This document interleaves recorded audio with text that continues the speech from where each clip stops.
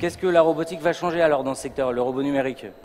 Oui, alors la robotique, ça c'est une grande question, parce que quand on a dit robot, on n'a rien dit. Hein. On a simplement émis un terme générique. Mais bon, après, il y a... Alors, allons-y. Il y a déjà des robots dans l'agriculture, d'accord? Et notamment, il y a un bel exemple de réussite, c'est le robot de traite. Mais là, je pense qu'il y a d'autres... On en parle dans un instant. Ok. Mais celui-là, c'est une vraie réussite commerciale, d'accord? Il y a 5000 robots de traite qui sont vendus annuellement, d'accord?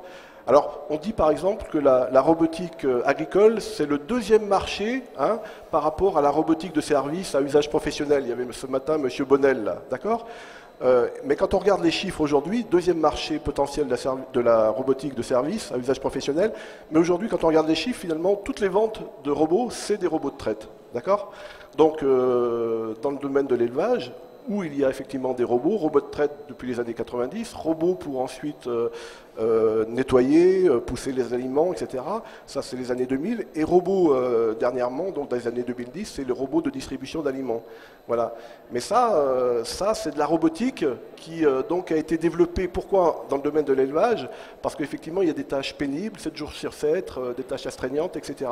Et donc là, on a effectivement éprouvé le besoin d'apporter un aide à l'opérateur, d'un aide donc à l'agriculteur.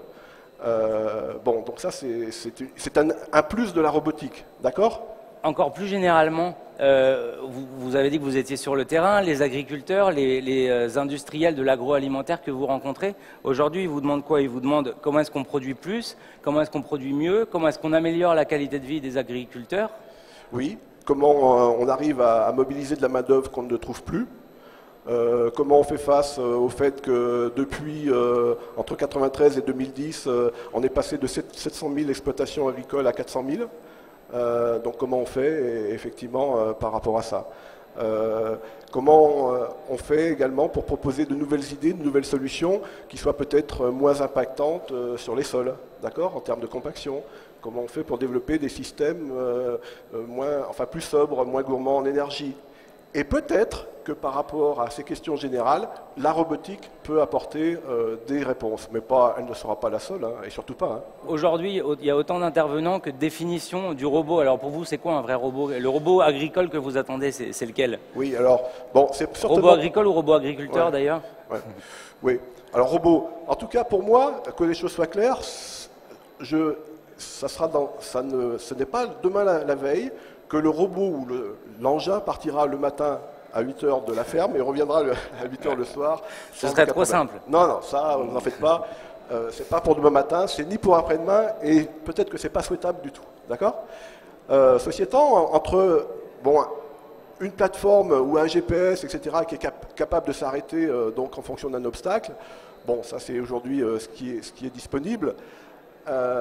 Il y a d'autres strates, d'accord? Et on essaye effectivement d'apporter des solutions pour donc accroître l'autonomie et aller vers des situations de travail plus difficiles. En général, les plateformes que j'ai mentionnées, elles travaillent aujourd'hui sur sol plat et donc à faible vitesse. 0,3 mètres par seconde, 1 mètre par seconde, ça fait entre 1 et 3-4 km/h, pas plus. D'accord? Bon. C'est un homme qui marche? Oui. Mais ceci étant, dans les terrains agricoles, il y a des pentes, il y a des glissements, d'accord? Et donc, il faut être capable d'apporter des lois de contrôle-commande qui soient plus robustes par rapport à toutes ces situations de travail difficiles. Donc voilà ce qu'on essaye de faire et ce qu'apportent effectivement les scientifiques pour apporter de la robustesse aux solutions. Le tracteur du futur, ce sera plutôt 2 tracteurs comme on l'avait évoqué avant de démarrer en fait. Donc un tracteur avec un chauffeur, deux tracteurs dans le champ avec un tracteur avec un chauffeur et un deuxième tracteur qui suit le deuxième tracteur en fait, donc un tracteur maître et un tracteur esclave, de manière à pouvoir réaliser 2 travaux en même temps dans la même parcelle. Ce que vous êtes en train de me dire, c'est qu'on a un tracteur avec un humain à l'intérieur, qui est piloté par un humain, et un autre tracteur qui reproduit à peu près les mêmes tâches, qui est piloté par l'autre. Avec un outil différent, oui, avec une distance de sécurité pour ne pas que le tracteur maître soit dépassé. Et alors c'est de la symétrie, c'est en parallèle, comment ça marche? Comment un tracteur travaille? Ce sera au choix de l'utilisateur. Alors racontez-nous, comment ça marche? Qu'est-ce qu'on peut choisir? On pourra choisir de suivre le tracteur par la gauche, par la droite ou par le centre si on veut vraiment qu'on ait la même traçabilité en fait, le même chemin suivi. Et ces réglages ils dépendront aussi des travaux nécessaires et des envies des utilisateurs en fait. Alors, est-ce qu'on paramètre tout à l'avance ou est-ce qu'on a un écran sur le tracteur maître qui permet de piloter le tracteur esclave? Très concrètement, ça ressemble à quoi ces tracteurs couplés? Eh ben, en fait, c'est deux tracteurs identiques, mais sauf qu'il y aura tout un centre de contrôle sur le tracteur qui sera esclave en fait. On a une position différentielle qui est faite sur une base de calcul pour justement être plus précis. Dans l'automobile, on est précis entre 5 et 10 mètres. Et en agriculture, il faut savoir qu'un tracteur il est précis à 2 cm, donc chose que l'humain aujourd'hui n'est pas, enfin c'est pas possible. On ne sait pas rouler à 2 cm de précision, donc ça a des impacts importants. Donc déjà sur les tassements, sur les surdosages et les sous-dosages des produits à apporter dans le champ. Je suis éleveur de mon côté, j'ai mon écran, la télé, l'ordinateur, voire même mon téléphone. Qu'est-ce qui se passe au niveau du box de vélage? Est-ce que c'est une caméra Alors c'est une caméra. Qu'est-ce que ça prélève comme information? Si vous voulez, quand j'ai commencé en 81, j'avais qu'une caméra fixe pour un box de vélage. Mais si un box de vélage, ça couvre 25 mètres carrés, et que l'éleveur n'a pas de box de vélage et que les vaches parmi la stabulation, il fallait trouver une solution. Donc on a développé des caméras tourelles qui surveillent avec des projecteurs longue portée qui vont visualiser à 40 mètres de chaque côté. 40 mètres à droite, 40 mètres à gauche. Mais il arrive qu'il y ait des bâtiments qui font 100 mètres de long. Donc on a développé un système sur rail où la caméra peut faire 100 mètres de long qui voyage au plafond à 7 km/h. Qui fait marche avant, marche arrière. Il n'y aura plus d'angle mort, quoi. Alors, on travaille énormément dans les régions bêtes à viande. Sur la Bourgogne où il y a énormément de vaches charolaises, où l'éleveur son revenu c'est un veau par an, un veau par vache par an, et si le veau il perd le veau, il perd le revenu de l'année. Un laitier c'est pas pareil, c'est les laitiers, il peut se permettre de perdre le veau parce que ça vaut 50 €. Comment vous accueillent les éleveurs à qui vous venez présenter ces technologies? Est-ce qu'elles sont déjà bien connues? Est-ce que vous avez, pareil, ce travail d'évangélisation, d'explication à faire? Alors, disons qu'il y a 30 ans, il a fallu prendre son bâton de pèlerin. Ouais, vous êtes arrivé tôt. Hein. Oui, j'avais sans doute tort d'avoir raison trop tôt, mais c'est pas grave. J'ai toujours de l'expérience. J'ai acquis de l'expérience tout au long de ces années et je sais ce que les éleveurs attendent. Et il faut savoir que les exploitations ont très évolué avec notamment la robotisation de la traite, de l'alimentation. Et puis moi, je suis dans un domaine différent puisque j'apporte un confort à l'éleveur pour la surveillance des animaux. En quoi les drones peuvent être utiles dans l'agriculture? C'est une bonne question. Simplement déjà, ils ne sont pas de devenir vraiment incontournables dans ce domaine, simplement parce que c'est accessible. Et ça apporte vraiment... C'est de moins en moins cher, c'est ça? Oui, voilà. Et ça apporte vraiment une plus-value par rapport aux autres solutions. Et ça permet des choses encore jusqu'ici qui étaient impossibles à réaliser. Alors les autres solutions avec lesquelles vous êtes en concurrence, c'est quoi? Et puis c'est pour quelle tâche? Très concrètement, mon drone, il me sert à quoi? À surveiller mes champs? À quoi d'autre? Nous, on fait surtout du suivi de développement de parcelles agricoles, en particulier pour les coopératives, les semenciers. Ça veut dire quoi? Est-ce que ça pousse bien? C'est pour savoir comment ça pousse, à quelle vitesse, avoir différents paramètres qui leur sont utiles dans leur sélection de semences et autres. Vous faites une sorte d'audit de votre champ en direct pour savoir s'il faut mettre des engrais, de l'eau, c'est ça? Je suis un petit gars de la ville, faut m'expliquer. Ça peut être ça, et disons, ce qu'on fait principalement en ce moment, c'est donc du suivi de développement, c'est-à-dire analyser les parcelles d'essai des coopératives ou des semenciers, donc savoir comment ça pousse, à quelle vitesse, comment ça recouvre le sol, ce genre de choses, et ça leur permet à eux de sélectionner les bonnes semences pour l'année d'après ou les années d'après, pour savoir laquelle il faut utiliser, celle qui donnera le meilleur rendement. Alors, qu'est-ce qu'ils ont de différent, vos drones à vous? Qu'est-ce qu'ils font que les autres ne font pas? Sur quoi vous innovez? On est sur un secteur où il n'y a encore personne, donc la betterave, les pommes de terre. Je sais qu'il y a beaucoup de betteraves dans la région, beaucoup de céréales. C'est la première région betteravière de France. Donc c'est important, on travaille avec Tereos et SES Vendérave. Est-ce que vous allez directement aujourd'hui au contact des agriculteurs? Vous arrivez avec vos drones en disant moi je peux vous aider pour vos cultures des betteraves. Comment se fait le contact? Est-ce que c'est simple? On ne va pas directement chez les agriculteurs, on passe par les coopératives principalement pour les analyses. Le smart farming est un concept chez nous, donc c'est un nom déposé par Delaval, et c'est un concept chez nous qui en fait reprend l'ensemble de la ferme intelligente. C'est-à-dire que l'objectif c'est de connecter l'ensemble de nos outils présents sur l'exploitation, de manière à pouvoir derrière gérer les données et donner des informations précises à l'éleveur et aller jusqu'à lui préciser quoi faire exactement, quelles actions faire sur son exploitation et sur tel ou tels animaux.